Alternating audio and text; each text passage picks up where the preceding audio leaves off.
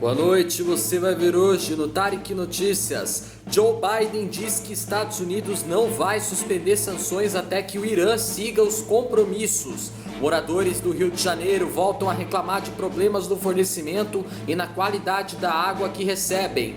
A África do Sul estuda aplicar a vacina da AstraZeneca em etapas.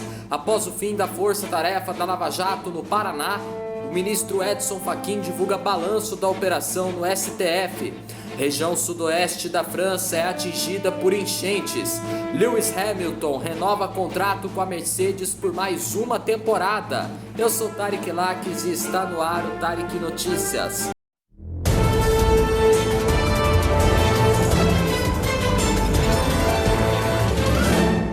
O presidente dos Estados Unidos, Joe Biden, disse que não vai suspender as sanções com o Irã até que a República Islâmica cumpra com seus compromissos nucleares. Ele acenou positivamente com a cabeça quando o jornalista perguntou se os iranianos deveriam parar de enriquecer urânio primeiro. O acordo de 2015 entre o Irã e várias potências está por um fio desde 2018, depois da decisão do ex-presidente Donald Trump de retirar os Estados Unidos do pacto e voltar a impor sanções ao Teherã. Um ano depois, o Irã suspendeu o cumprimento de vários compromissos incluídos neste acordo. O governo de Joe Biden expressou sua vontade de reincorporar os Estados Unidos ao acordo, mas insiste que, antes de tudo, o Teherã deve cumprir totalmente seus compromissos. Em 4 de janeiro desse ano, o Irã anunciou que havia acelerado seu programa de enriquecimento de urânio para 20% de pureza, o que supera muito os 3,67% permitidos pelo acordo, mas é muito baixo para produzir uma bomba atômica. Desde a chegada do democrata à Casa Branca no dia 20 de janeiro desse ano, a comunidade internacional está ansiosa para saber como ele cumprirá sua promessa de voltar ao tratado, complicada pela insistência do Irã de que primeiro as sanções sejam suspensas. O confronto ficou mais claro ontem quando o líder do Supremo iraniano, Ali Khamenei, também não foi muito flexível. O governo de Joe Biden tem sido intencionalmente vago sobre como pretende avançar, mas o secretário de Estado Antony Blinken conversou com seus colegas alemães, franceses e britânicos na última sexta-feira para formar uma frente unida com os 3 signatários europeus do acordo nuclear que se opuseram a uma retirada unilateral de Donald Trump. Eles enfrentam um prazo apertado. O Irã ameaçou banir inspetores internacionais de suas instalações nucleares no dia 21 de fevereiro do ano passado, se as medidas dos Estados Unidos não forem suspensas. Bom, vamos à próxima notícia. Moradores de vários pontos do Rio de Janeiro afirmam que seguem com problemas de fornecimento de água pela SEDAI, na região da Ribeira, na Ilha do Governador e em Cavalcante, na zona norte da cidade. Quem vive na área diz que o abastecimento é irregular e que quando as torneiras não estão secas, a água vem turva ou com cheiro e gosto fora do padrão. Na Ilha do Governador, os moradores contam que faltou água no último sábado, mas o fornecimento foi retomado ontem. A água que chega da rede externa é turva. O morador contou que teve que instalar um filtro. Por causa da qualidade da água, ele é lavado mais vezes do que o recomendado pelo fabricante.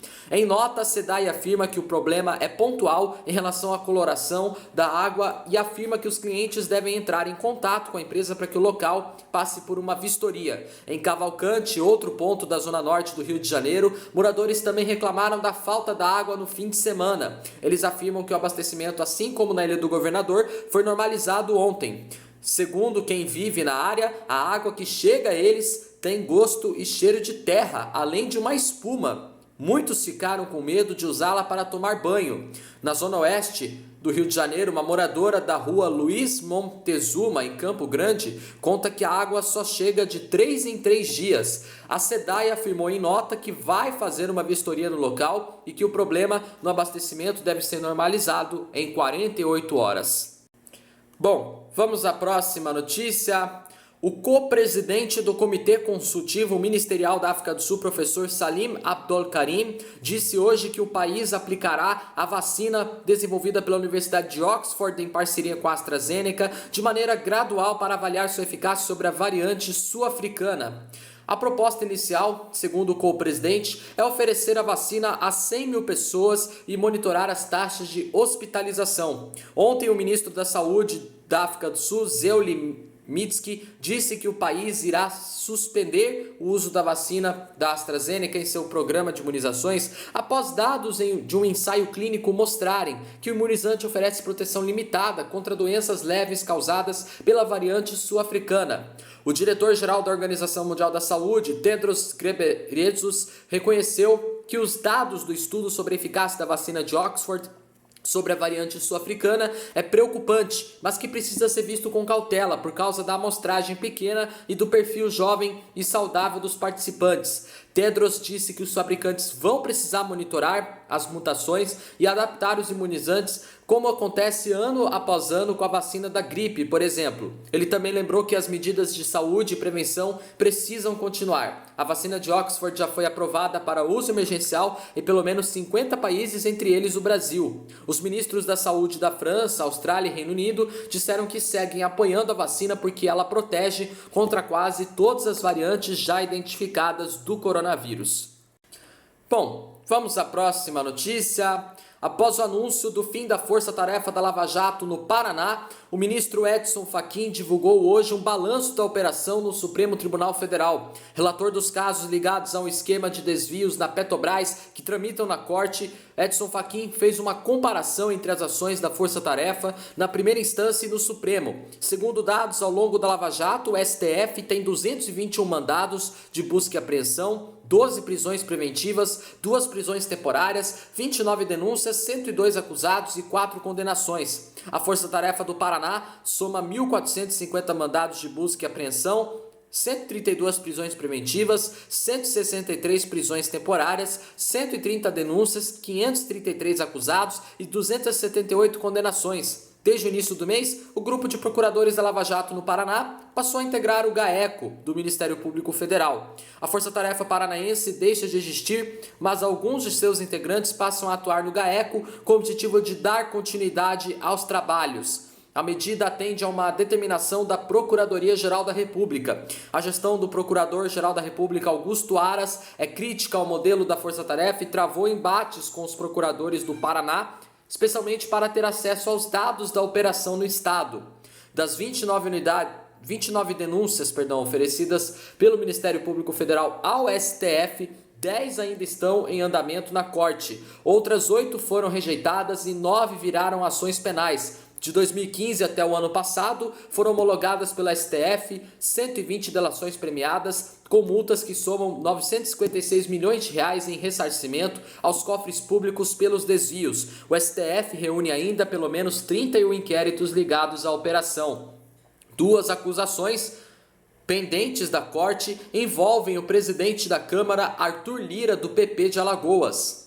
Em junho de 2019, a segunda turma do STF recebeu denúncia do Ministério Público Federal contra 4 parlamentares do Partido Progressista, um dos principais partidos do Centrão, por organização criminosa. Além de Arthur Lira, Aguinaldo Ribeiro, do PP de Pernambuco, Eduardo da Fonte, do PP de Pernambuco, e também Ciro Nogueira, do PP do Piauí, são acusados. Eles recorreram e até agora a ação penal não foi instaurada. Em outra frente, a chefe da Lava Jato, subprocuradora-geral da República, Lindora Araújo, pediu que o Supremo rejeite uma denúncia oferecida pela própria Procuradora-Geral da República contra o presidente da Câmara. Lindora, uma das mais próximas auxiliares do Procurador-Geral Augusto Aras, se manifestou favoravelmente a um pedido feito pela defesa do deputado. Segundo os advogados, não há provas da denúncia que ligam Arthur Lira, ao suposto recebimento de propina de R$1.600.000 da Queiroz Galvão, como apontou ao Supremo investigação no âmbito da Lava Jato. Edson Fachin ainda não analisou o pedido de desistência. O presidente da Câmara, Arthur Lira, nega as acusações e o envolvimento em ilícitos. Bom, vamos à próxima notícia. A região sudoeste da França foi atingida por enchentes hoje após dias de chuvas fortes. Outras regiões, inclusive Paris, estão em estado de alerta de enchente. A pior inundação ocorreu na cidade de Saintes. Lá, o rio Charente atingiu um nível quase recorde de 6,20 metros. As águas estavam na altura da cintura em várias ruas. Centenas de pessoas foram retiradas de suas casas. A água entrou nos porões das residências e assim o fornecimento de energia foi interrompido. As autoridades locais colocaram vigas em blocos de concreto para que os moradores pudessem caminhar das casas inundadas até a terra firme. O chefe do Corpo de Bombeiros da França, Pascal Leprince, disse que seus serviços retiraram cerca de 400 pessoas em Saintes e estimulou que até 800 pessoas deixaram suas casas por conta própria. As águas do rio Charente não deveriam cair antes de quarta-feira.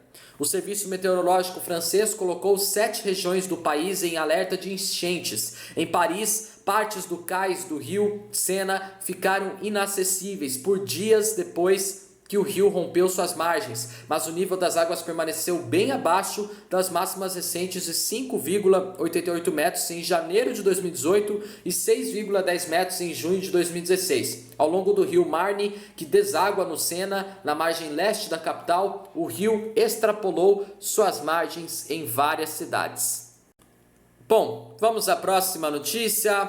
Acabou a mais enrolada novela da Fórmula 1 nos últimos anos. O heptacampeão mundial e recordista de vitórias da Fórmula 1, Lewis Hamilton, finalmente assinou a renovação de seu contrato com a Mercedes por mais um ano e segue na equipe até pelo menos o fim da temporada de 2021. A equipe fez uma arte bem humorada em suas redes sociais para anunciar a renovação. Com o anúncio da Mercedes, todas as 20 vagas no grid da temporada 2021 estão preenchidas. Embora sempre tenha manifestado desejo de permanecer na escuderia pelo qual corre desde 2013, Lewis Hamilton queria o cumprimento de algumas exigências para renovar o seu contrato. As principais delas foram a redução nas participações em eventos da equipe e também a diminuição do número de visitas à fábrica de Brackley, na Inglaterra. Consequentemente, Hamilton também poderá realizar mais reuniões de forma virtual por videoconferência. Lewis Hamilton ainda comentou que teve o apoio da Mercedes para iniciar uma fundação para aumentar a inclusão e diversidade no esporte. Pela Mercedes, Lewis Hamilton conquistou 6 de seus 7 títulos mundiais em 2014, 2015, 2017, 2018, 2019 e 2020. O primeiro campeonato do inglês foi alcançado em 2008, quando ele corria pela McLaren. Lewis Hamilton obteve 74 das suas 95 vitórias na Fórmula 1 pela escuderia alemã. Bom, nosso jornal Tarek Notícias termina por aqui. Se você quiser rever nossos vídeos desde a nossa primeira edição do nosso jornal, tá no nosso canal, corre lá, deixa seu like, se inscreva no meu canal e me acompanhem também no Instagram e no Facebook. Tenham todos uma boa noite, uma ótima segunda-feira para vocês, bom começo de semana e até amanhã em mais uma edição do Tarek Notícias. Valeu, tchau, obrigado pela companhia.